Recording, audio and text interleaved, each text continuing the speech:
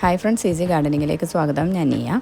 ഇന്ന് നമ്മൾ അഡീനിയം ഒന്ന് ഗ്രാഫ്റ്റ് ചെയ്യാൻ പോവുകയാണ് കേട്ടോ. അപ്പോൾ അതെങ്ങനെയാണ് ചെയ്യുന്നതെന്ന് നോക്കാം. അതിന് മുൻപായിട്ട് ചാനൽ ഇതുവരെ നിങ്ങൾ സബ്സ്ക്രൈബ് ചെയ്തിട്ടില്ലെങ്കിൽ സബ്സ്ക്രൈബ് ചെയ്യാൻ മറക്കരുത്. തൊട്ടടുത്ത് കാണുന്ന ബെൽ ഐക്കണിൽ ഓൾ എന്ന ഓപ്ഷൻ തന്നെ സെലക്ട് ചെയ്യാൻ മറക്കരുത് കേട്ടോ. അപ്പോൾ ഈ നിൽക്കുന്ന ചെടിയിൽ ഒരു 3-4 ശാഖകളുണ്ട്. അതുകൊണ്ടാണ് ഈ ഒരു ചെടി നമ്മൾ ഗ്രാഫ്റ്റ് ചെയ്യാനായിട്ട് തിരഞ്ഞെടുക്കുന്നത്. ഇതിലിപ്പം നമ്മളൊരു 3-4 കളേഴ്സാണ് വെക്കാൻ പോകുന്നത് കേട്ടോ.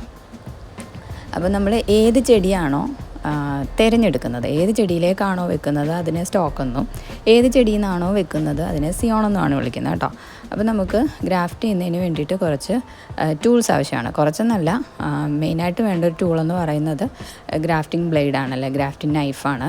ഈ കാണുന്ന പിച്ചാത്തിയാണ് കേട്ടോ, കത്തി. ഇത് ആമസോണിൽ നിന്നാണ് വാങ്ങിച്ചിട്ടുള്ളത്. അപ്പം ഇതാണ് നമ്മൾ ഗ്രാഫ്റ്റ് ചെയ്യാനായിട്ട് ഉപയോഗിക്കുന്നത്. അല്ലെങ്കിൽ നമുക്ക് ബ്ലേഡ് ഉപയോഗിക്കാം. ഇതിപ്പോൾ രണ്ടും പുതിയതാണ്, ആദ്യമായിട്ട് ഉപയോഗിക്കുന്നത് കൊണ്ട് തന്നെ ഞാൻ ഡിസിൻഫെക്റ്റൻ്റ് ഒന്നും ഉപയോഗിക്കുന്നില്ല. നിങ്ങൾക്ക് വേണമെന്നുണ്ടെങ്കിൽ പഴയ നൈഫ് വല്ലതും ആണെങ്കിൽ അങ്ങനെ ഉപയോഗിക്കാം കേട്ടോ.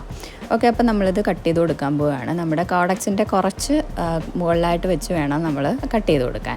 അപ്പോൾ അത് കട്ട് ചെയ്യുന്ന കമ്പിൽ കുറഞ്ഞത് ഒരു 2-3 നോഡുകൾ ഉണ്ടായിരിക്കണം കേട്ടോ. ലീഫ് നോഡ് 2-3 എണ്ണം ഉണ്ടായിരിക്കണം. എങ്കിൽ മാത്രമേ നമുക്കിത് കിളിച്ച് കിട്ടത്തുള്ളൂ. അപ്പം ഈ ഒരു കോഡക്സിൻ്റെ കുറച്ച് മുകളിലായിട്ട് വെച്ചിട്ട് വേണം നമ്മളത് കട്ട് ചെയ്തെടുക്കാൻ. അപ്പം ഇതിവിടെ ഇങ്ങനെ തുടയ്ക്കണമെന്ന് നിർബന്ധമൊന്നുമില്ല, തുടച്ചില്ലെങ്കിലും കുഴപ്പമൊന്നുമില്ല കേട്ടോ. ഞാൻ ജസ്റ്റ് തുടച്ചു എന്നേ ഉള്ളൂ. ഇനി നമ്മൾ ഏത് ചെടിയാണോ എടുക്കാൻ ഉദ്ദേശിക്കുന്നത് അതിൻ്റെ കമ്പെടുക്കാം. ഇതേ രീതിയിൽ ബാക്കി നമ്മളിപ്പം ഇതിനകത്തൊരു 4 എണ്ണം അല്ലെ 5 എണ്ണം എടുക്കുന്നുണ്ട്. അപ്പോൾ അത് അത്രയും നമ്മൾ കട്ട് ചെയ്ത് കൊടുക്കുകയാണ് കേട്ടോ. അതേ രീതിയിൽ തന്നെ ഒരു കോഡക്സിൻ്റെ തൊട്ട് കുറച്ച് മുകളിലായിട്ട് വെച്ചിട്ട് 2 നോഡ് മുകളിൽ വെച്ചിട്ട് വേണം നമ്മളത് കട്ട് ചെയ്ത് കൊടുക്കാൻ. അതേ രീതിയിൽ തന്നെ ബാക്കി കമ്പുകളും കട്ട് ചെയ്ത് കൊടുക്കുകയാണ്.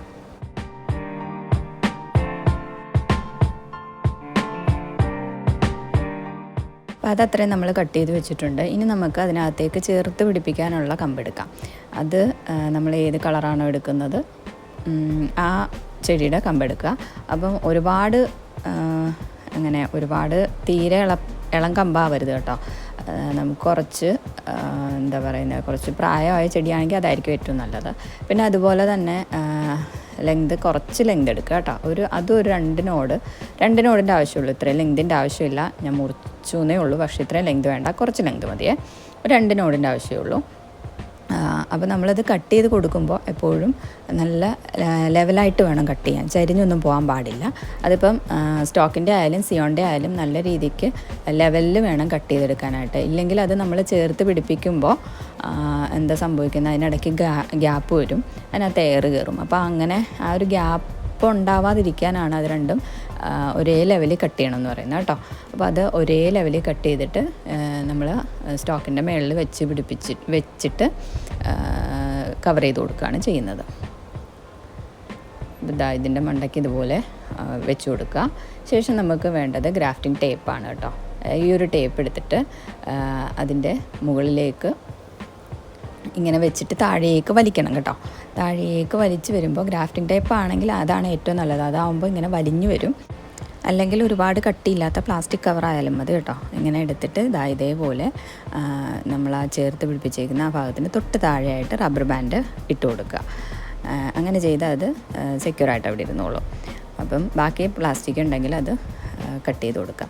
ഇതേ രീതിയിൽ നമ്മുടെ എല്ലാം കട്ട് ചെയ്തത് നമ്മൾ പല കളറ് ചേർത്ത് വെച്ചിട്ടുണ്ട് കേട്ടോ. അപ്പോൾ ഇതേ രീതിയിലാണ് നമ്മളത് ഗ്രാഫ്റ്റ് ചെയ്തെടുക്കുന്നത്. ബാക്കി ഒരെണ്ണത്തിനകത്ത് നമ്മളത് വെച്ചിട്ടില്ല, അതുകൊണ്ടാണ് അവിടെ സാഫ് തേച്ച് കൊടുത്തത് കേട്ടോ, എന്തെങ്കിലും ഇൻഫെക്ഷൻ ഉണ്ടാവാതിരിക്കാൻ വേണ്ടി. ഇനി നമ്മൾ നമ്മളൊരു ഷെയ്ഡിലേക്ക് മാറ്റി വെക്കുക. അപ്പോൾ അതിന് മുൻപായിട്ട് വെള്ളം ഒഴിച്ച് കൊടുക്കണം. വെള്ളം ഒഴിച്ചിട്ട് നമ്മളൊരു ഷെയ്ഡിലേക്ക് മാറ്റി വെക്കുക. ഇതിനി ഒരു 2 ആഴ്ച ഇങ്ങനെ നിൽക്കട്ടെ. ഒരു 2 ആഴ്ചയൊക്കെ 2-3 ആഴ്ചയെങ്കിലും എടുക്കും ഇതിനകത്തൊരു റിസൾട്ട് നമുക്ക് അറിയാനായിട്ട്. അപ്പോൾ അതുകൊണ്ട് അതുവരെ ഇത് ഇങ്ങനെ നിൽക്കട്ടെ. അപ്പോൾ ഈ രീതിയിലാണ് സംഭവം ഗ്രാഫ്റ്റ് ചെയ്യുന്നത്. ഇനി ഇതിൻ്റെ റിസൾട്ട് എന്താണെന്നുള്ളത് ഇത് സക്സസ് ആവുകയാണെങ്കിൽ ആയാലും ഫെയിലർ ആയാലും ശരി ഞാൻ കാണിച്ചു തരാം കേട്ടോ, വീഡിയോ ഇട്ടേക്കാം. അപ്പോൾ ഇത്രയേ ഉള്ളൂ ഇന്നത്തെ വീഡിയോ ഇഷ്ടമെങ്കിൽ ലൈക്ക് ചെയ്യുക, കമൻറ്റ് ചെയ്യുക, ഷെയർ ചെയ്യുക, ചാനൽ സബ്സ്ക്രൈബ് ചെയ്യാൻ മറക്കരുത്. അടുത്തൊരു വീഡിയോ ആയിട്ട് വീണ്ടും കാണാം.